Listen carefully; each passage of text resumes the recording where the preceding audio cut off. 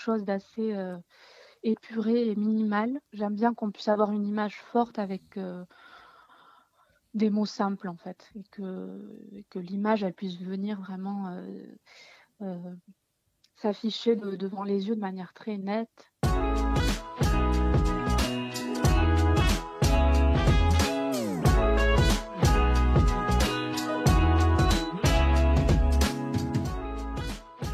Nous allons voyager en littérature. Je me lance à la rencontre d'autrices et d'auteurs qui suivent les ateliers d'écriture de Laura Vasquez. Au premier jour du confinement, en mars 2020, la poétesse et romancière marseillaise a lancé des ateliers d'écriture en ligne, entièrement gratuits et incroyablement riches d'enseignements. Accompagnés d'une médiation complète et instructive, les ateliers d'écriture de Laura Vasquez réunissent toujours chaque semaine, 2 ans après, des milliers de personnes à travers le monde francophone. Ils disent non seulement le pouvoir rassembleur de la poésie dans le monde d'aujourd'hui, mais surtout, ils proposent de le décrire avec une multiplicité des voix qui suivent ces ateliers. En émergent des découvertes, des échanges, des passions, des collaborations et même des naissances. L'an passé, la revue Miroir a vu le jour. La revue en ligne est gratuite. Elle publie uniquement les textes des autrices et auteurs qui partent de l'impulsion créatrice des ateliers d'écriture de Laura Vasquez. En Miroir, je me lance aujourd'hui à la rencontre de ces autrices et auteurs, parfois confirmés, parfois publiés, parfois artistes ou parfaits amateurs. Tous se retrouvent joyeusement autour du plaisir d'écrire et de partager une émotion collective.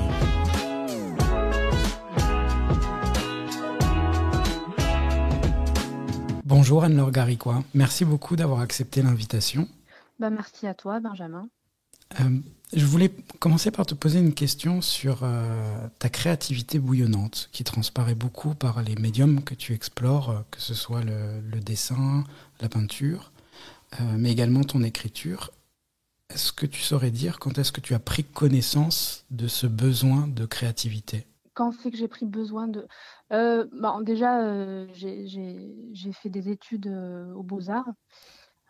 Donc, on va dire que maintenant, c'est présent depuis pas mal d'années.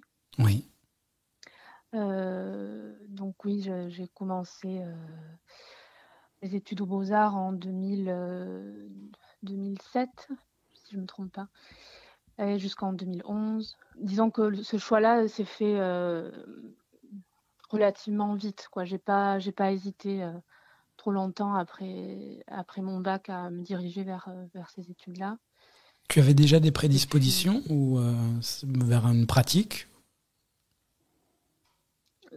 c'est-à-dire les artistique prédispositions. Est-ce que tu suivais des cours Euh, alors avant les Beaux-Arts, j'ai fait une prépa en fait à Bayonne où je vis actuellement Oui.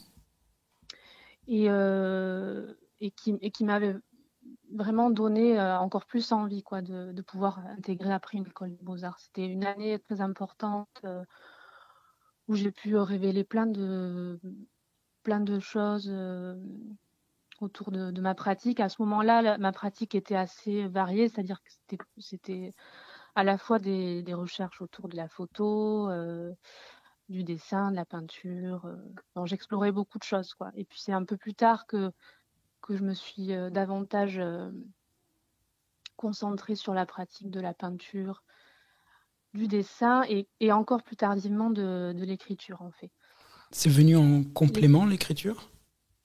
C'est venu en complément, mais de manière très, très ponctuelle. C'est-à-dire que j'ai mené quelques projets pour mes diplômes aux Beaux-Arts en collaboration avec d'autres personnes où le texte pouvait être présent. Mhm. Et puis après, de manière plus intime, dans des carnets, des choses comme ça. Mais à ce moment-là, déjà, je ne savais pas quel type d'écriture vraiment je mettais en place. Enfin, j'écrivais des choses parce que voilà, ça venait naturellement, le besoin d'écrire, mais j'étais pas encore, comment dire, j'avais encore peu de connaissances de ce qui pouvait se faire, par exemple, en poésie. Voilà, donc c'est venu. En fait, c'est assez récent, quoi, le fait que l'écriture soit très présente et que j'ai commencé à avoir vraiment des temps de rituel avec ça, mais c'est assez récent. Et est-ce que, je suppose que dans ta pratique du dessin ou de la peinture, tu as une intention d'exprimer quelque chose. Est-ce que tu tends vers cette même chose lorsque tu écris, ou c'est totalement diversifié? Euh, alors, la dernière fois, je me disais ça, en fait, par rapport à cette question de savoir quelle relation je pouvais avoir avec l'écriture. Et je crois que pour la peinture, c'est un peu similaire, ou le dessin, mais je me mets à écrire comme je peux décider d'aller marcher. C'est-à-dire que parfois, c'est dans l'idée de pouvoir, enfin, de chercher un but précis, enfin, d'aller retrouver quelque chose de précis. Et puis parfois, c'est juste dans le but de pouvoir être surprise et de me dire que de toute manière, dans cette durée-là, il y a quelque chose qui va apparaître et avec laquelle je vais pouvoir tourner autour. Donc là, je fais référence plutôt voilà, à des images relativement fortes qui peuvent apparaître durant ces temps d'errance comme ça, Mmh. qui peuvent aussi apparaître dans l'écriture et qui sont liées justement à ces temps où j'ai pu observer, parcourir des paysages. Ça peut aussi être lié à des rêves qui parfois oui, sont forts et qui après restent, quoi. Oui, Et puis il y a vraiment aussi l'idée de partir un peu sans trop savoir et en fait dans la peinture c'est aussi un peu ça, ça peut partir voilà d'une ligne, d'une forme et puis après je construis avec ça en fait.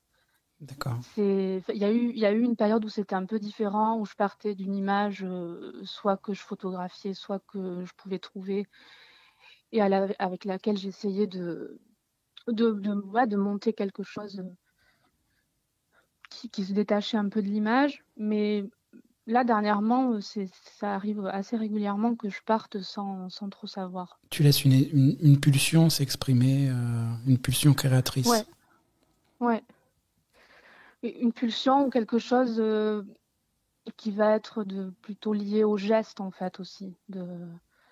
Euh, Là, dernièrement, j'ai fait une série autour de la ligne, en fait. C'est que des lignes qui se croisent comme ça et d'essayer de trouver des rythmes différents et l'idée d'accumuler ces lignes et qu'est-ce que ça peut donner.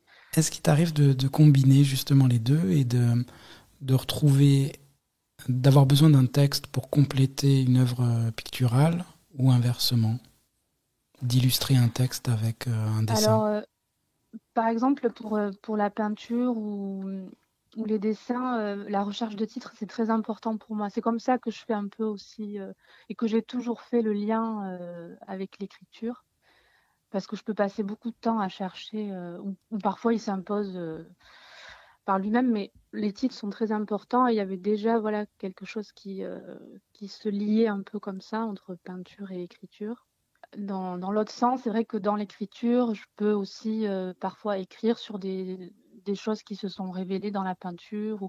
Et là, dernièrement, encore davantage dans mes nouvelles recherches, où j'essaie vraiment de lier le dessin et l'écriture sur un même espace, en l'occurrence le papier, mais ça c'est tout récent, mais je sens que ça s'impose de plus en plus à moi et, euh, et j'aime bien la manière dont ça se met en place. Donc, Cet entre-deux, tu l'as matérialisé assez récemment en publiant des vers qui sont associés à du dessin.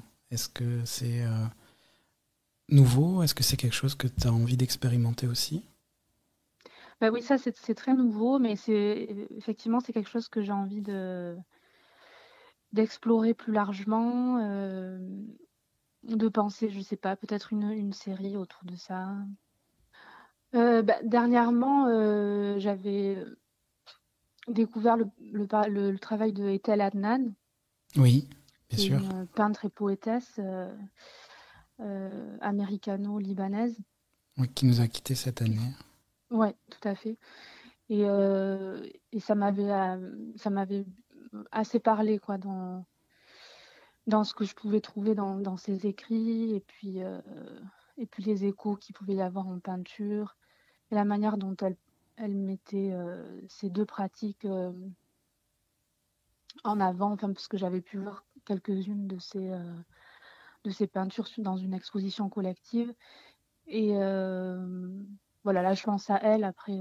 J'ai eu la chance de voir son exposition au Centre Pompidou. À Metz. Ouais. Oui, écrire, c'est dessiner. Et Oui, c'était bah, alors ce magnifique. titre, il m'est très parlant.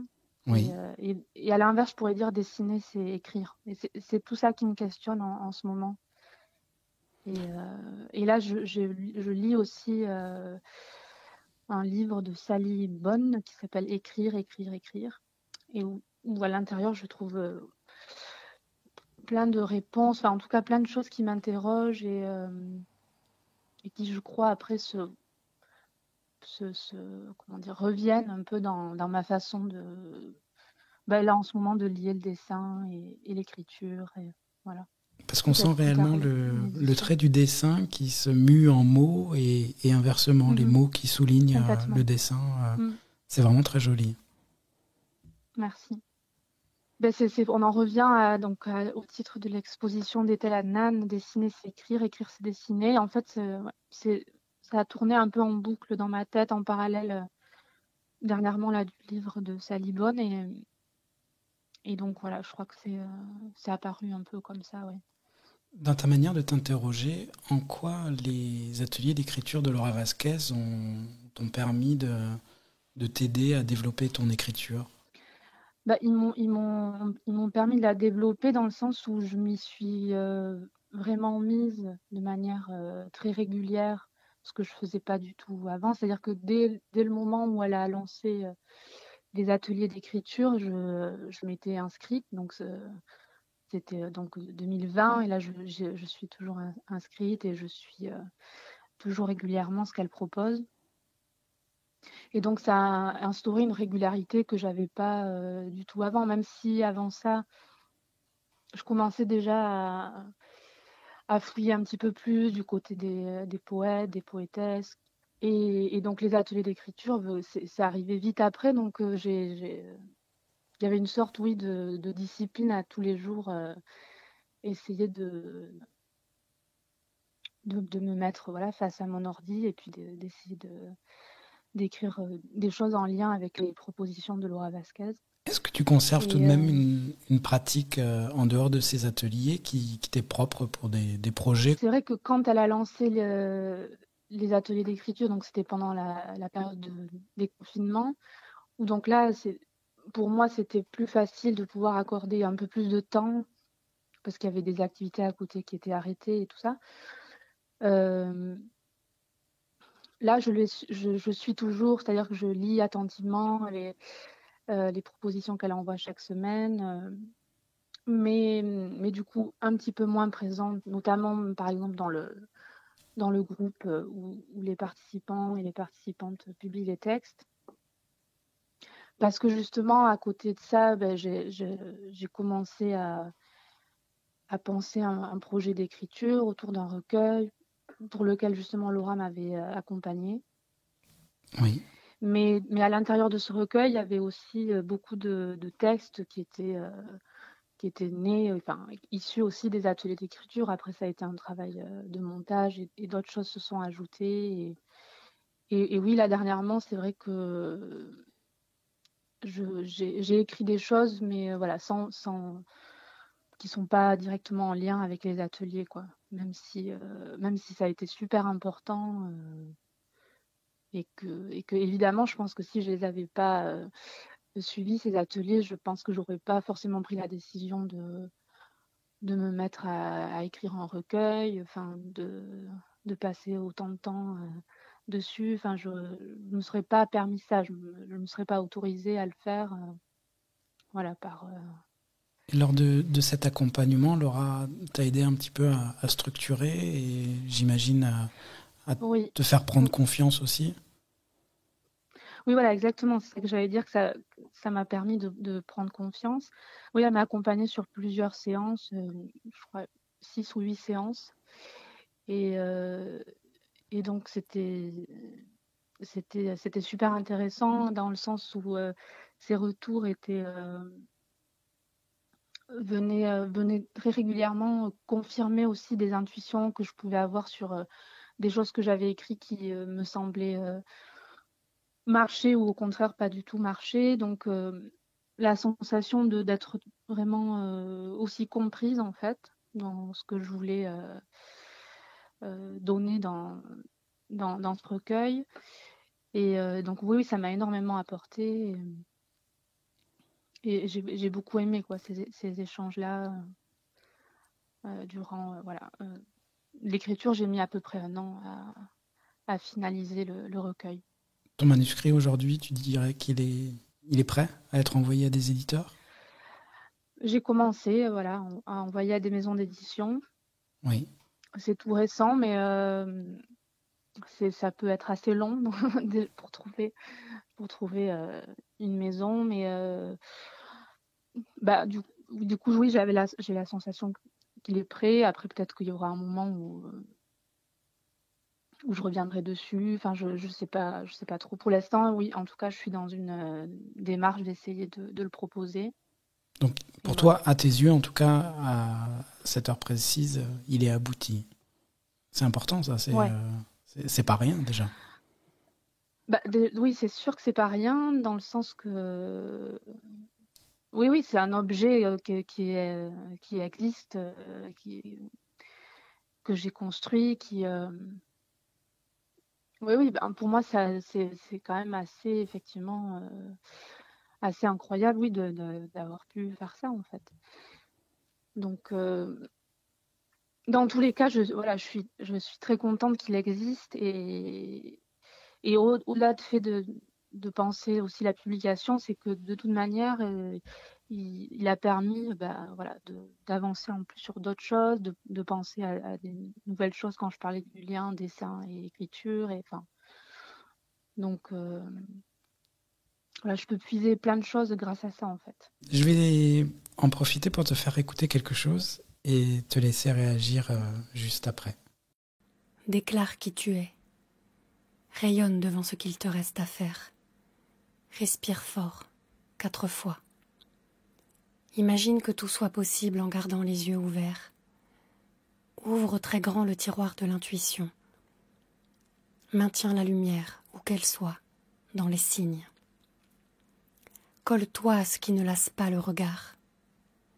Opère des métaphores qui te permettent de bien vouloir continuer la vie. Se tourner les pouces n'est jamais utile, sache-le. Observe tous les jours ce qui est plus bas que toi, et souvent chaque jour ce qui te dépasse.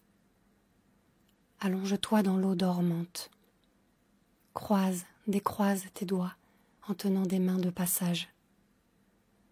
Hurle-toi entièrement bien qu'il fasse doux. N'oublie pas celui qui t'a volé ta bouche. Reprends dans tes poings des poignées de terre. Marche vite, mais aussi à pas feutrer. Délimite des périmètres sacrés. N'attends rien. Ris pour te donner chaud. Projette des moyens de locomotion qui suffisent aux paupières. Qu'est-ce que ça te fait d'entendre ton texte ? C'est très étonnant. C'est-à-dire que, évidemment, j'ai très vite reconnu que c'était mon texte, mais en même temps, il y a quelque chose qui fait que c'est plus le mien. En plus, sur ce texte-là, je m'étais vraiment imaginé que ça pouvait être quelque chose qu'on noterait sur un petit bout de papier et que chacune pouvait avoir avec soi et qui, de temps en temps, pouvait le sortir pour se redonner je sais pas, de courage ou essayer de se faire du bien juste en lisant ces quelques phrases. Donc il y avait vraiment l'idée que ça puisse être partagé au plus grand nombre. Mais oui, ça c'est assez agréable de pouvoir l'entendre en tout cas. Et Parce que lire un texte aussi, ça c'est quelque chose qui est pas facile. Enfin, que pour moi, pour l'instant, j'ai du mal à imaginer pouvoir le faire, par exemple. Mais Pour quelle raison? parce que je trouve que c'est vraiment quelque chose d'assez difficile de pouvoir. Enfin, en tout cas, moi, je suis assez, j'allais dire, je sais pas, critique, exigeante, mais je peux aussi passer complètement à côté d'un texte à cause d'une voix ou une manière d'incarner le texte qui serait peut-être justement trop incarné et qui, du coup, laisserait pas assez de place à ce qui peut se passer dans le texte. Donc voilà, je pense que c'est très difficile, mais des personnes le font très très bien. Et, euh, et quand c'est très bien, c'est assez merveilleux, hein. Mais voilà, moi je l'ai jamais fait, par exemple. Moi, j'ai pas eu aussi d'occasion pour, mais je pense que c'est du temps un peu de travail, d'entraînement, je sais pas. C'est assez étonnant parce que ta réserve par rapport à la lecture, que je comprends tout à fait, hein, c'est un métier, il faut savoir placer sa voix, il faut savoir s'exprimer. Mais ça résonne aussi avec ce texte justement où la bouche et l'expressivité Mhm. est relativement présente. Oui, Euh, complètement, c'est vrai. N'oublie pas celui qui t'a volé ta bouche. Mm. C'est vraiment très très fort, hein. Et comment toi tu envisages en fait ce rapport au lecteur? Tu as partagé ce texte par exemple dans la revue Miroir, d'autres dans le groupe mis en place par Laura Vasquez dans le cadre des ateliers. Comment toi tu appréhendes peut-être la réceptivité de tes textes? Hmm, je saurais pas trop dire comment je. Alors, je crois pas que je pense trop à. Tu n'as pas Enfin, oui, évidemment. d'appréhension par rapport au lecteur. Une fois que ton texte, tu lui as donné corps, il, Mhm. il existe et ça te suffit. Oui, ouais, voilà, je crois qu'il y a quelque chose un peu de cet ordre-là. Que évidemment, il y a toujours une petite, pas forcément une appréhension, mais ça, je le disais encore dernièrement à une amie. Oui, il y a quelque chose pour moi qui est quand même très intime dans le fait de pouvoir partager un texte, peut-être plus qu'avec une peinture ou un dessin, mais je pense que c'est parce que c'est plus récent aussi euh, et plus nouveau. Donc, voilà, j'ai la sensation de dévoiler quelque chose dont j'ai pas encore une pratique très hum, ouais, oui, voilà, que c'est récent, quoi, tout simplement. Est-ce que tu dirais qu'il y a plus de pudeur par rapport à ce que tu écris que par rapport à ce que tu dessines? Oui, je pense, ouais, qu'il y a quelque chose comme ça. Mais qu'en même temps, voilà, c'est ce que tu disais aussi, c'est qu'après, une fois qu'il est là, il existe et j'accepte qu'il existe et il y a une certaine, oui, satisfaction qu'il soit là. Mais évidemment que c'est intéressant d'avoir des retours de comment les mots ont été perçus en les lisant par d'autres personnes. Donc, j'aime beaucoup en fait savoir qu'est-ce que ça a pu produire ou sur quel mot, sur quelle phrase la personne s'est attachée ou a eu une image très forte en lisant cette phrase-là. Donc, mais quand même, ouais, non, il n'y a pas. Non, il n'y a pas vraiment une appréhension de savoir en tout cas si ça peut plaire ou pas plaire. Parce que j'essaie d'être dans une justesse et une intention la plus honnête possible. Et du moment qu'il y a ça, pour moi, c'est ça qui compte. Et c'est un peu la même chose voilà, pour la peinture aussi, pour le dessin. Alors pour En tout parler cas, de... ça, c'est quelque chose qui est important, de me dire que il faut essayer d'avoir une intention honnête. Si c'est pas le cas, je pense que ça peut se voir ou quelque chose comme ça, je dirais. C'est vraiment très fort ce que tu dis et en tout cas c'est quelque chose que tu arrives à faire paraître dans tes écrits parce que Mm. je commençais l'entretien avec ça, on sent réellement ta créativité bouillonnante et ce besoin d'expression. Mhm. Est-ce qu'il y a thématiques dans ce que tu souhaites exprimer que tu trouves ou que tu retrouves de manière récurrente, que ce soit dans le dessin ou dans la poésie? Bah, il y a l'idée du paysage, mais au sens très large, des choses qui peuvent être très organiques, des choses liées au corps aussi, euh, aux êtres vivants, mais là aussi au sens très large. Dernièrement, il y a dans mon travail de dessin et de peinture, il y a la présence d'un chien qui est apparu. Donc en fait, c'était l'idée, c'est venu comme ça, c'est que j'avais envie d'avoir un chien. Et en même temps, je voyais tous les paramètres qui faisaient que c'était compliqué d'en avoir un. Et donc, je me suis dit, bah, en fait, je vais l'inventer par le dessin et je vais le mettre dans des situations assez improbables et voilà, lui donner vie comme ça. Et c'est assez varié, mais oui, il y a quand même des choses un peu récurrentes qui reviennent. Tout un travail aussi graphique en tout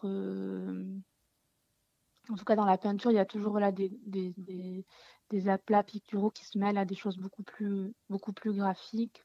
J'aime bien l'idée de contraste et ça c'est un peu la même chose pour le texte. Quand j'écris, j'aime bien que tout d'un coup on puisse basculer aussi dans autre chose, quoi, que ça vienne un peu percuter comme ça. Ça revient souvent, ouais, des choses autour du trait, de la ligne. Et des formes mouvantes, quoi, ouais. Des formes, je dirais, des formes mouvantes qu'on ne peut pas toujours identifier précisément de quoi il s'agit. Et puis parfois c'est très clair, comme la présence de ce chien, où là concrètement on voit bien ce qui se passe. Mais j'aime bien être un peu dans l'entre-deux, quoi.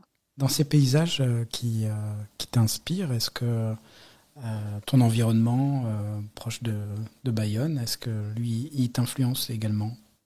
Bah, je pense que oui, complètement. C'est-à-dire que ça se fait beaucoup de manière aussi inconsciente, mais c'est quand je disais que voilà, je pouvais me mettre à écrire comme je décide d'aller marcher, c'est-à-dire que là, je marche pas mal quand même.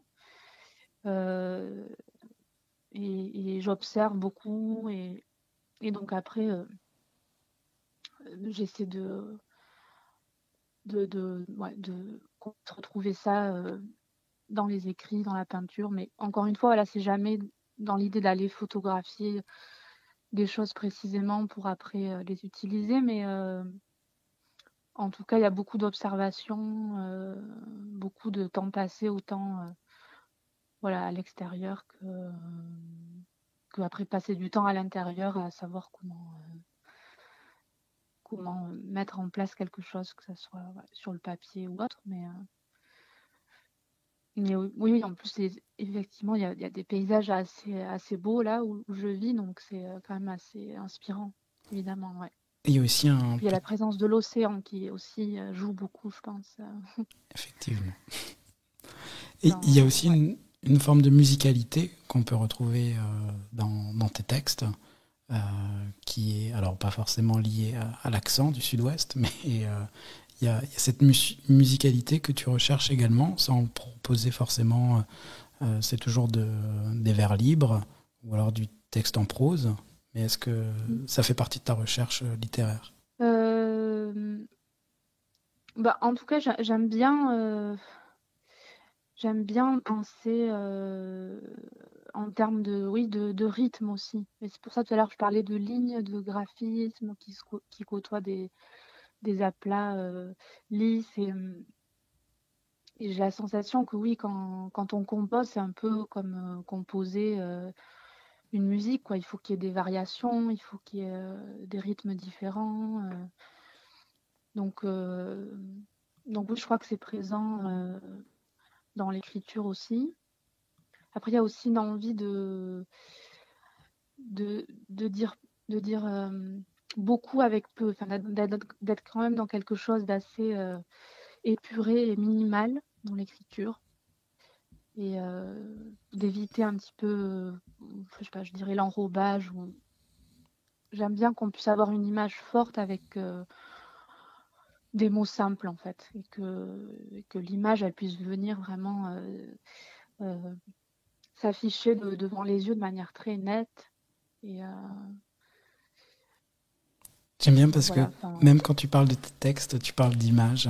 Et c'est très frappant quand on te lit et quand on peut voir aussi ce que tu produis comme œuvre et comme dessin.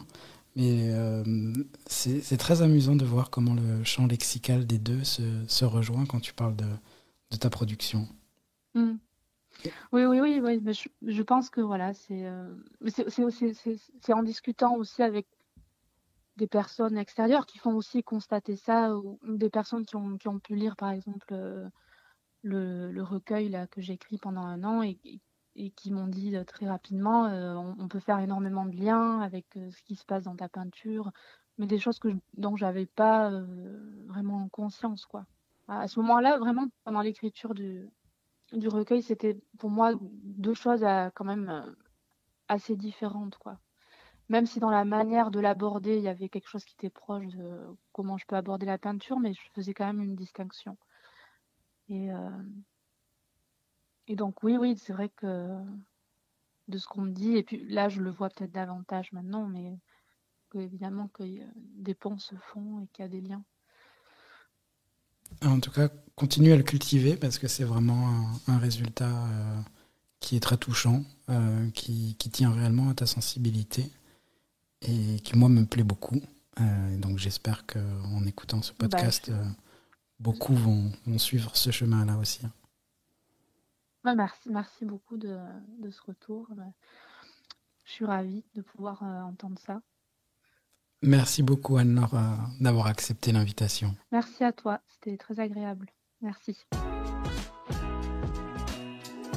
Ce podcast est proposé en collaboration avec Captive Édition et pour la lecture, la voix de la poète Céline Ferrand.